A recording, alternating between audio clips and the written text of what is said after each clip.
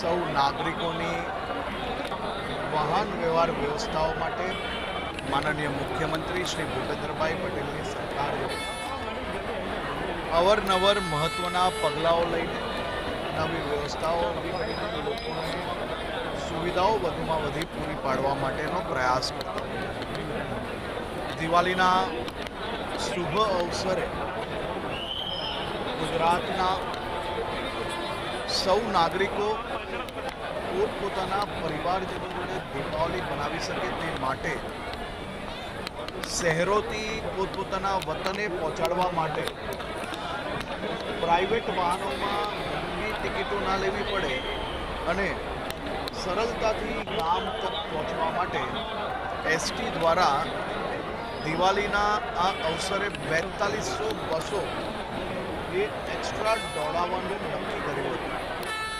કાલથી આ વ્યવસ્થાઓ ચાલુ કરી દેવામાં આવી. 4200 બસ અને 16,000 જેટલી ટ્રીપો એવરેજ આ પ્રયાસ થકી લોકોની સેવામાં ઉમેરવામાં આવ્યું છે.